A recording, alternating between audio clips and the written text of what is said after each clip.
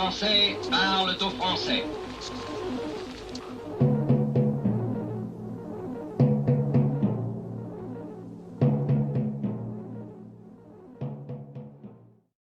Bonjour à tous, Franck Muller, ici Lyon. Nous sommes vendredi 29 janvier.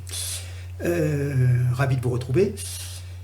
Alors, le sujet principal, en fin de compte, va être la candidature d'un général aux prochaines élections présidentielles. Alors, je voudrais repartir d'un constat sanitaire dans un premier temps. Nous apercevons franchement qu'il y a une vraie désorganisation de l'État français.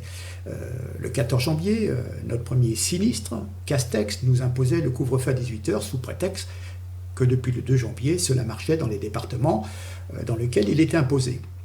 Et maintenant, on nous explique que cela ne marche pas, qu'il va falloir revenir au confinement. Bien.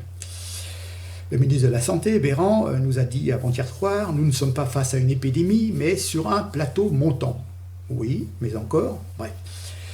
Vous apercevez qu'il y a une incompétence, une arrogance et même un déni de la réalité depuis 12 mois dans cette crise sanitaire. Nous allons, à première vue, vers un confinement qui peut être strict ou hybride. Allez comprendre.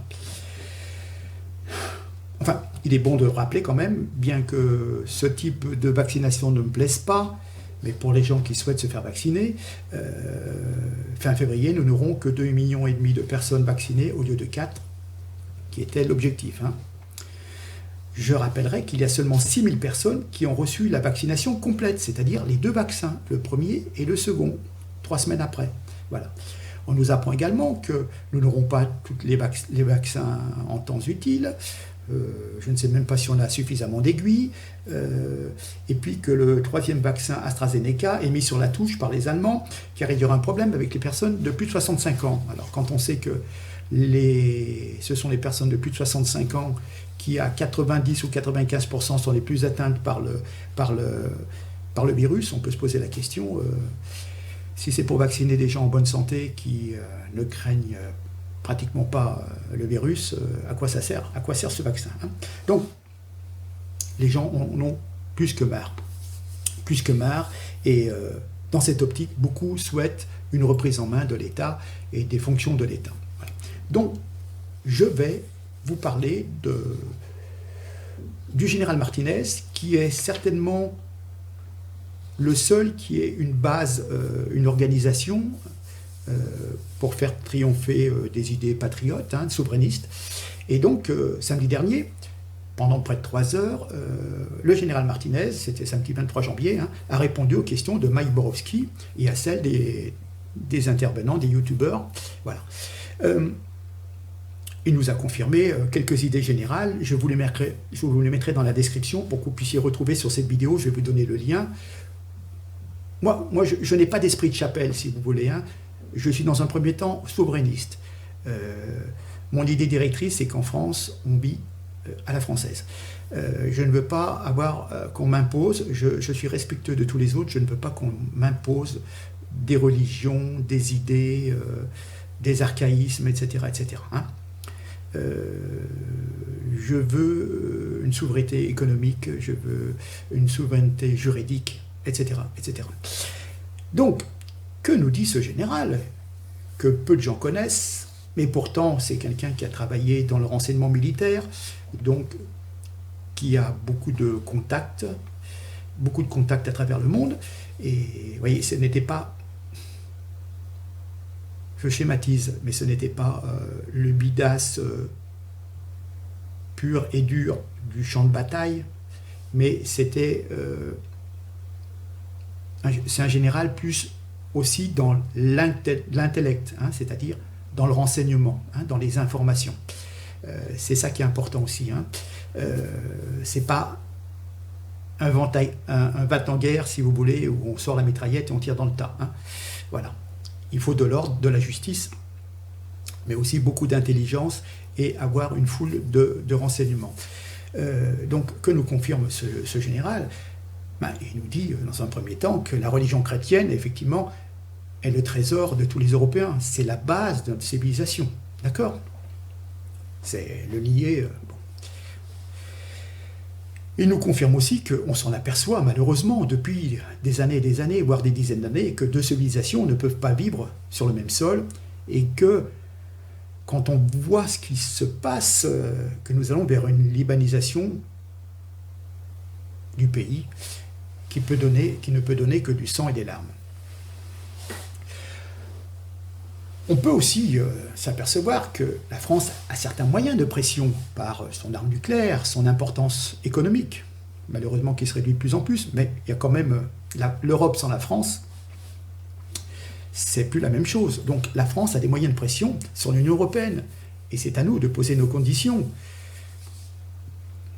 On peut imposer certaines idées, donner un délai de réflexion, et puis après, on décidera. Frexit, pardon, ou pas, hein, d'accord?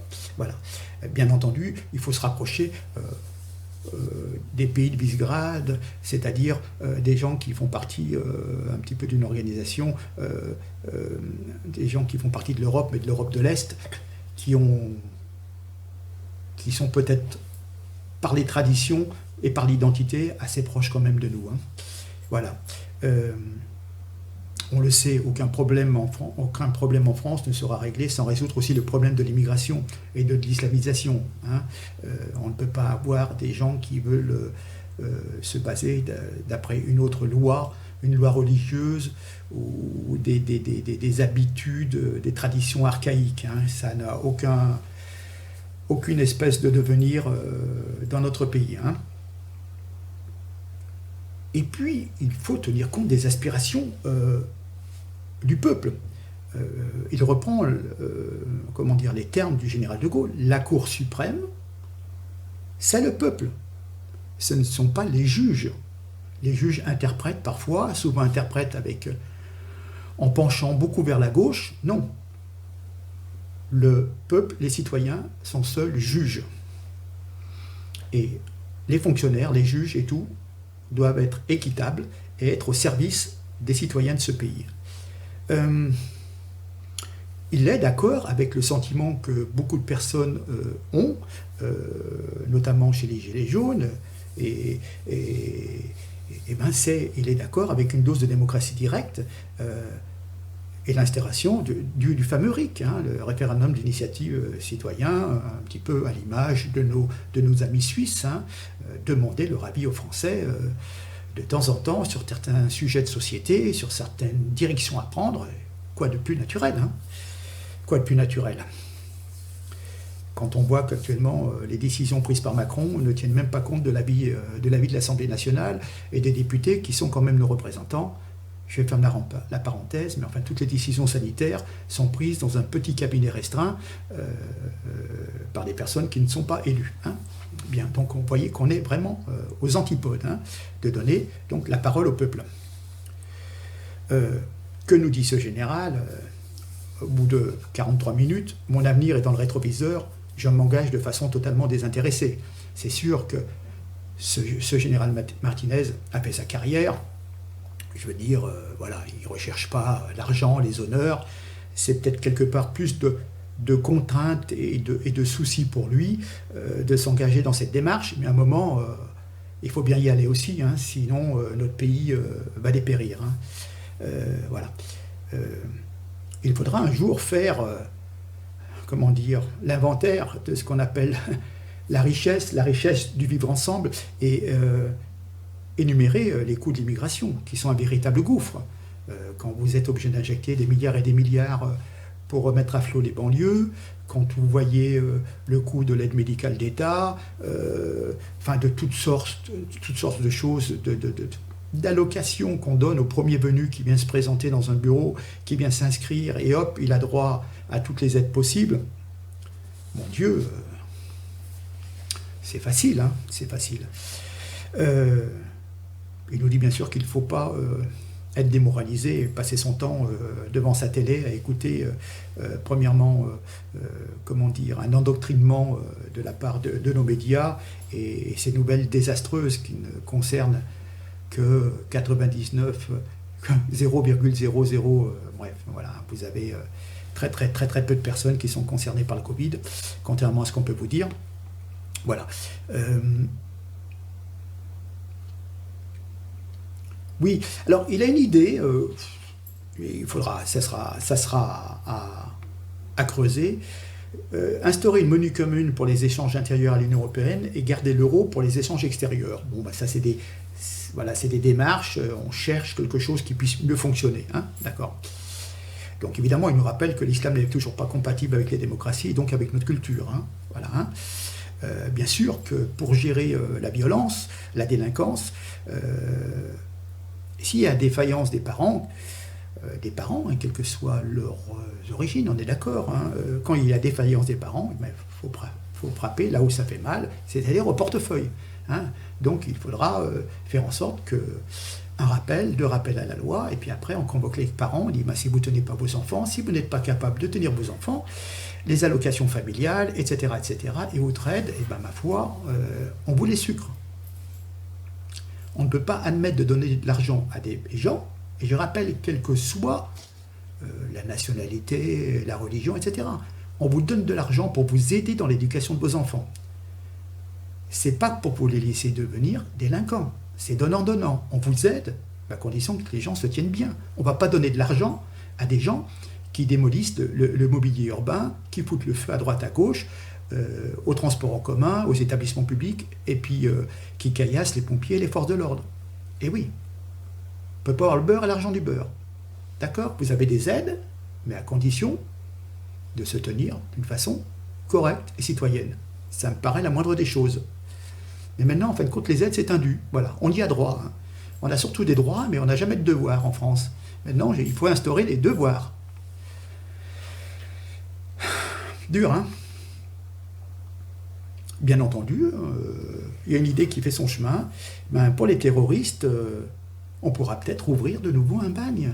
Et oui, mais bon. Quand on va semer la mort parmi ses concitoyens, eh ben, c'est peut-être la moindre des choses. Hein. Alors évidemment, il nous parle que beaucoup de gens disent « agissez mon général », mais bien sûr que lui tout seul, il ne peut rien faire, il ne commande pas de troupes, hein, n'est-ce pas, et que il leur demande de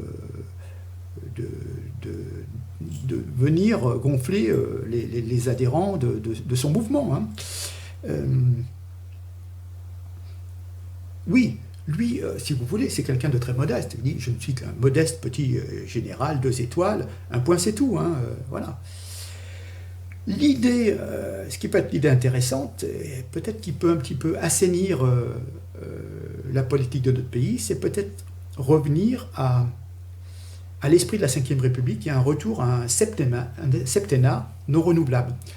Comme je vous l'ai déjà dit à plusieurs reprises, si vous voulez, un homme politique pense toujours à la prochaine élection, tandis qu'un homme, véritablement un homme d'État, pense à la génération future. Hein. Et donc, il faut un président qui soit élu pour 7 ans, qui mette en place un gouvernement. Si ça ne convient pas, on fait un changement de gouvernement.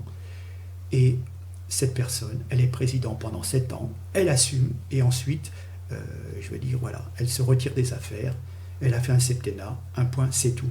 Hein, je ne vais pas continuer à toucher, à essayer d'occuper des places et des postes et des honneurs et des rétributions. Voilà. Hein. Donc, oui, pourquoi pas. Bien entendu, quand on parle des interventions de l'armée en Afrique, notamment avec l'opération Barkhane, à un moment ou à un autre, il faudrait bien que nos soldats rentrent au pays. Hein. On ne peut pas non plus les laisser pendant des années se faire tirer dessus. Hein. Et également, quand je parlais des pays de l'Est, il faut établir des relations nouvelles avec la Russie. Il y a des menaces communes. Voilà. Je reviens à l'idée du général de Gaulle. Pourtant, moi, il y a des choses qui me plaisent chez de Gaulle et des choses nettement moins, notamment la politique qui s'est passée au niveau du Maghreb, la guerre d'Algérie, je veux dire. Mais voilà, la France, au départ, a toujours été en équilibre, je veux dire. Elle avait reconnu dans son temps la chaîne communiste, ok. Elle discutait avec l'URSS, elle discutait avec les États-Unis. Rappelez-vous quand Kennedy venait en France. Voilà, je veux dire, la France fait partie du Conseil de sécurité, si vous voulez. Hein. Donc, et là, toute la politique est faite pour la rentrée dans l'Europe. Et je vais y venir, mais c'est un truc de fou. La France, c'est la France. Elle a l'arme nucléaire, l'arme de dissuasion, et c'est, voilà, c'est bon.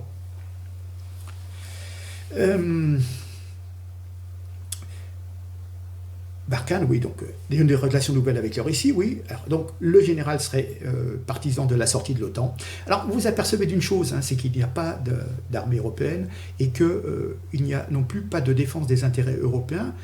C'est toujours la France qui envoie des soldats en Afrique, etc. De temps en temps, les Allemands nous prêtent des avions pour transporter nos troupes, parce que justement, on n'a pas suffisamment de moyens techniques. On est très très pauvre.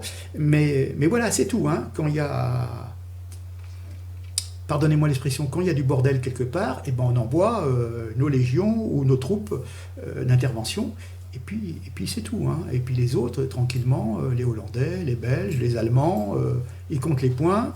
Et puis c'est tout. Hein. Voilà. Donc, autant. La défense européenne, il n'y en a pas. Et puis alors le fait de rester sous la tutelle des États-Unis, alors surtout en plus avec Biden, ce sera certainement encore pire. On ne peut être que partisan de la sortie de l'OTAN. Dans un respect mutuel, hein, on est d'accord. Mais bon, ne pas être complètement asservi par les Américains. Hein. Alors quand on vous dit qu'il est question de mutualiser notre arme nucléaire avec l'Allemagne et notre siège au Conseil de sécurité, non. Ça, non, surtout pas. Hein. Nous sommes la France. Réveillez-vous. Hein. Voilà. Alors, au cours de cette interview, on a pu s'apercevoir de la solidarité avec notamment du général Piquemal, vous rappelez-vous, qui avait manifesté avec les Gilets jaunes, et puis aussi avec le général de Villiers, qui avait eu aussi des déboires avec Macron lorsqu'il avait quitté le commandement des forces armées, rappelez-vous. Hein. Donc, il nous a bien confirmé que le général de Villiers n'avait pas du tout l'idée de se présenter à la présidentielle. Hein. Voilà.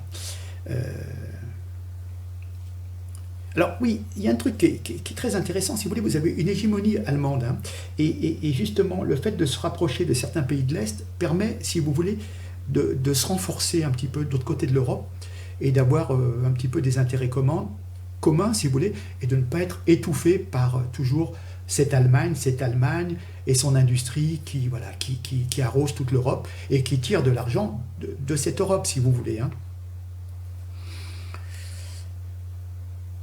Alors, que je retiens aussi, j'y reviens, c'est aussi la volonté de combattre ce gouvernement des juges avec des décisions complètement folles et ubuesques, hein, où vous retrouvez aussi des délinquants, des gens qui attaquent des forces de l'ordre et tout, qui se retrouvent libres. Et vous vous dites, mais c'est pas possible.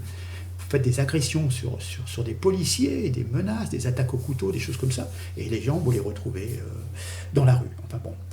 Donc, je reviens aussi sur le point principal qui plaira à beaucoup de personnes, qui est le référendum d'initiative citoyen. Bon, il n'y a rien à redire, hein, c'est normal. C'est ça la démocratie, la vraie démocratie. Hein. Voilà. Moi, ce qui me plaît, effectivement, quand il vous dit « mon avenir est dans le rétroviseur, je suis un petit général », quel homme politique tiendrait de tels propos? Ça dit bien qu'il s'engage pour quelques années pour essayer de remettre à flot le navire France, et puis c'est tout. Puis une fois qu'on sera remis sur des rails, avec notre souveraineté retrouvée, et ben, le jeu démocratique continuera. Hein, voilà. Donc, je vais essayer de vous rajouter 30 secondes de cette interview, juste voilà, pour que vous mettiez en tête son visage. Et puis, je vais vous mettre le lien avec un petit peu le plan de l'interview, ce que je vous ai expliqué. Et puis, voilà, vous savez que sur l'échiquier politique, il y a certaines personnes qui se positionnent. Nous verrons l'accueil qui sera réservé. Bien sûr, la difficulté pour le général, il a une organisation qui s'appelle les Volontaires pour la France, les VPF, donc il y a déjà un mouvement assez structuré. Hein. Mais la difficulté aussi dans la démocratie française, c'est d'avoir 500 signatures de maires, ce qu'on appelle des parrainages. Voilà. Donc, il va falloir qu'il ait suffisamment de parrainage, et ensuite, certaines choses peuvent s'enchaîner. Alors, est-ce que on est dans le mythe du général, les gens parlent d'un général et vont rester sur les partis? sur les partis politiques, je veux dire, beaucoup de personnes se disent déçues par les partis politiques. Donc, le recours à un général peut-il plaire? On nous avait dit passé un moment que le général de Villiers ferait plus de 10%, voire je ne sais même plus si c'était pas même 20%. Voilà.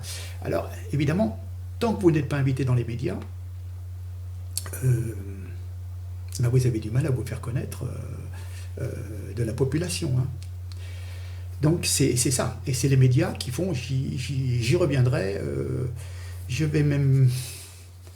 Ouais, j'y reviendrai. Ce sont les médias qui font les candidats, si vous voulez. Hein. Si vous n'avez pas de présence médiatique, et ben, du coup, les gens ne vous connaissent pas et ne vous reconnaissent pas et ne peuvent pas voter pour vous. Voilà, alors c'est toujours très très délicat. Hein.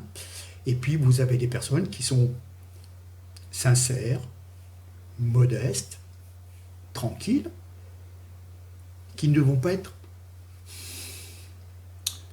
dans la médiatisation, si vous voulez, qui vont pas être un super pro des médias, dans le discours, vous voyez ce que je veux dire, et qui vont être peut-être moins flamboyants dans la façon de présenter leur programme, mais qui vont être peut-être plus sûrs et sincères que ceux qui vont vous faire miroiter des tas de choses. On l'a vu avec Macron, je vais faire ci, je vais faire ça, et on voit les résultats.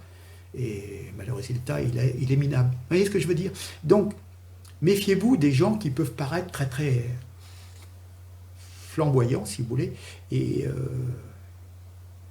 qui vous promettent beaucoup de choses, et eux, ils veulent surtout se faire élire, si vous voulez, et non pas servir. Hein. Donc, là, voilà, c'est non pas se servir, mais servir la patrie, et voilà. Donc, je me permets donc de vous montrer ce candidat. Je vous ai dit, je n'ai pas d'esprit de chapelle, je suis pour la souveraineté de mon pays, et je m'intéresse à toutes les personnes qui veulent défendre, si vous voulez, notre identité, sans la haine de l'étranger, je le répète.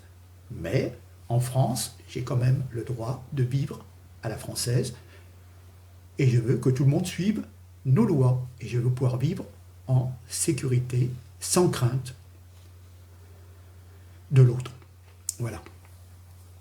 J'ai parfois l'impression que la France est devenue un paillasson sur lequel toutes les minorités agissantes, étrangères, viennent s'essuyer les pieds, et il y en a plus qu'assez. Voilà.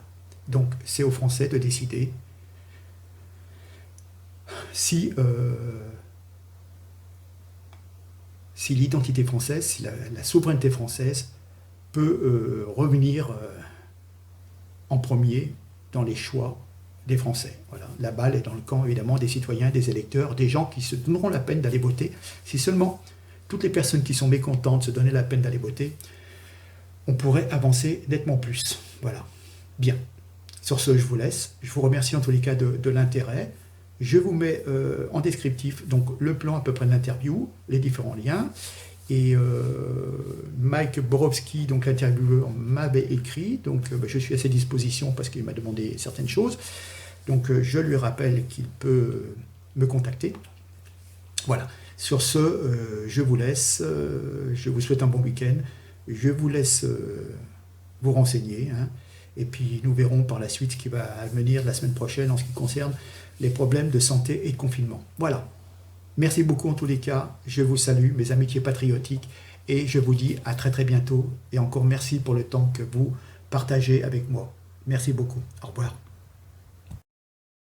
À disposition des États-Unis, qui a asservi les pays européens aux intérêts des États-Unis, alors depuis les 20 dernières années, depuis la fin de la guerre froide en fait, depuis une trentaine d'années maintenant, nous n'avons pas forcément toujours les mêmes intérêts, notamment dans le Proche et Moyen-Orient.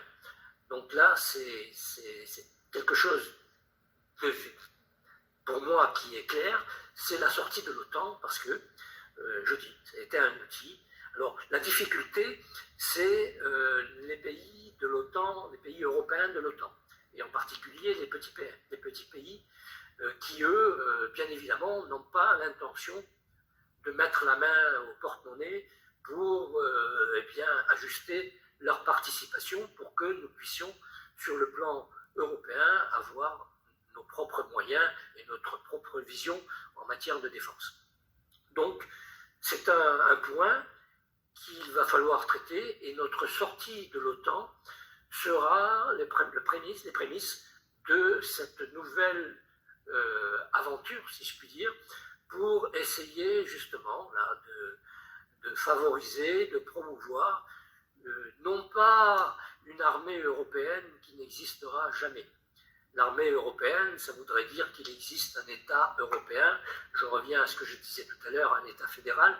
De toute façon, l'Europe est un vieux continent, de vieux pays. Est-ce qu'on ne s'approche pas là, avec l'accord de Aix-la-Chapelle à ce que notre pouvoir atomique soit maintenant dorénavant mutualisé?